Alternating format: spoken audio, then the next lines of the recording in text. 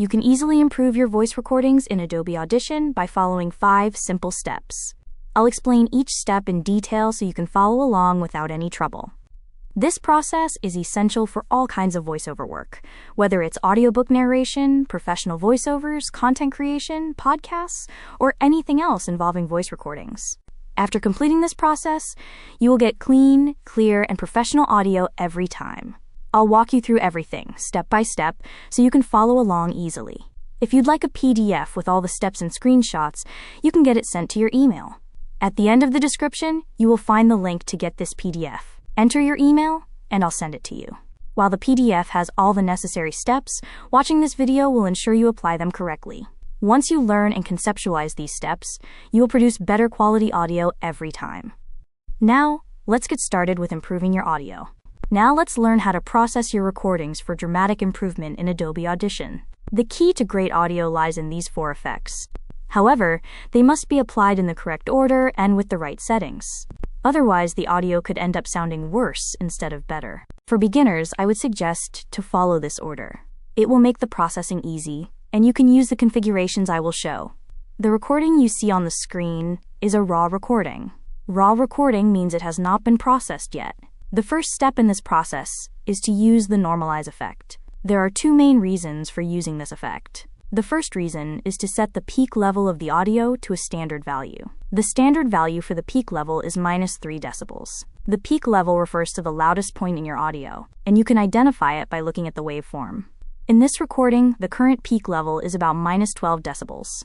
By applying the normalize effect, I can adjust the peak level to exactly -3 decibels. When I normalize the audio to -3 decibels, the peak will reach that level, and the rest of the audio will also adjust proportionally. After applying normalize to this recording, the waveform will appear taller because the volume is being increased.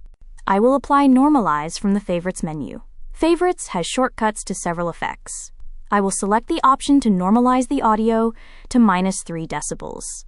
After doing this, you will notice that the peak now reaches -3 decibels, and the other parts of the waveform have also grown taller. However, normalizing does not always mean the waveform will get taller. Whether the height increases or decreases depends on the original peak level of the audio. Sometimes, the peak level may actually decrease after applying the normalize effect.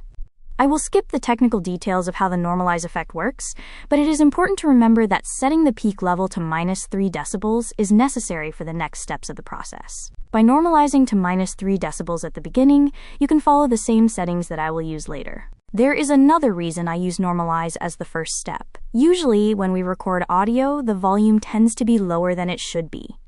When the audio level is too low, the noise level is also low, and it becomes difficult to identify certain problems in the recording.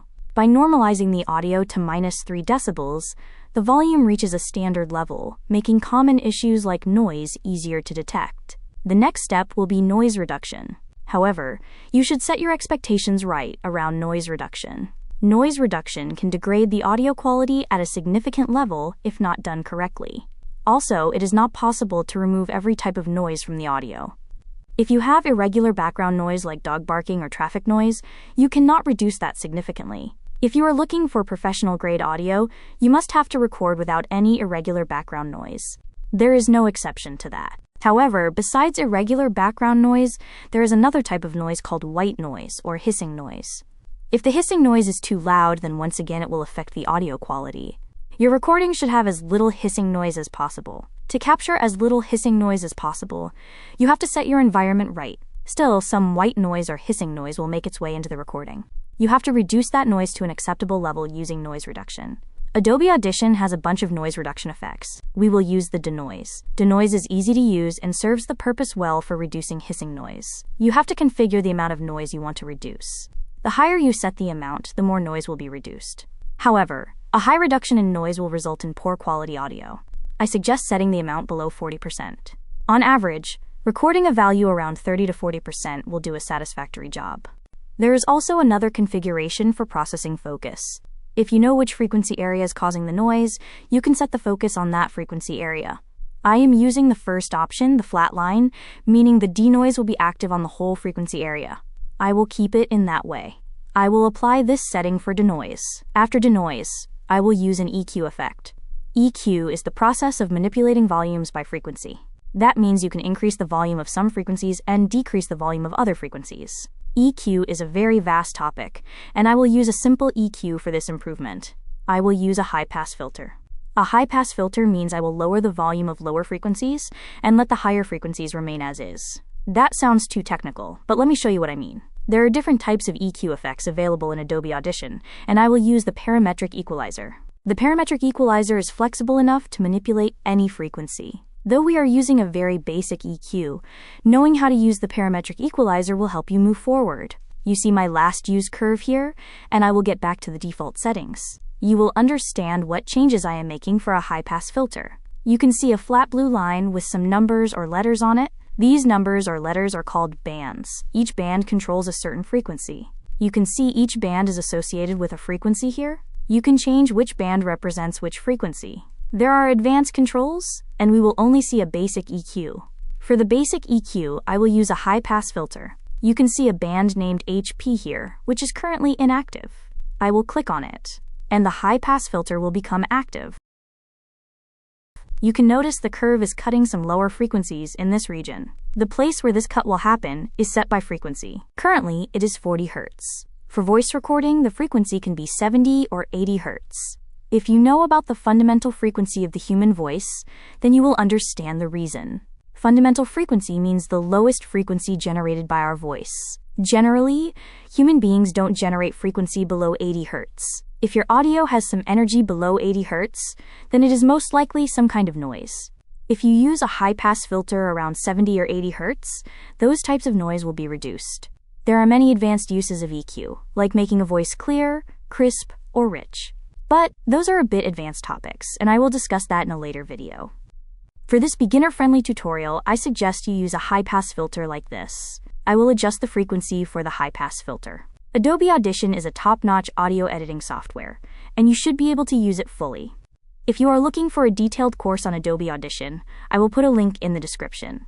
My EQ curve is now set, and I will apply this. If I recap the order of the effects so far, it is normalize, denoise, and then parametric equalizer. The order of the effects I am using in this video is a beginner-friendly sequence. If you use this sequence, you are most likely to get an improved audio. The next effect I will add is a compressor effect. There are several ways to add a compressor effect to the audio. For example, you can see several compressor effects like single band compressor, multi-band compressor, tube modeled compressor, etc. However, I will use the dynamics to add a compressor effect. I am using dynamics as it is simple to configure. You can see three things in the dynamics: autogate, compressor, and expander. We will only use the compressor here. You may ask why we have to use the compressor. Well, a compressor reduces the dynamic range of audio. In simple terms, a compressor lowers the volume gap between louder and softer talk. That improves the overall listening experience, because you will hear every part of the audio comfortably after applying a compressor. However, too much compression will make the audio sound unnatural. It is about finding a balance that works for your recording. If your goal is to be in a professional voiceover or want pro-quality audio, the compressor and EQ will help you a lot. But the compressor and EQ are a bit complex concepts, and you will have to put some effort into learning them. For this tutorial, I will use a preset as a starting point.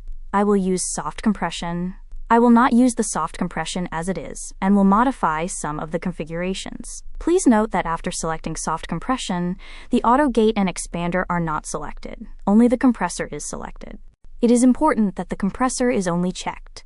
I will configure the threshold and ratio and keep the other value as it is. For a normal recording, the threshold around -15 to -18 works okay. If the audio level crosses the threshold, then the compressor will be active. I have set it to -15.4 decibels. If the audio crosses -15.4 decibels, the compressor will start compressing the audio.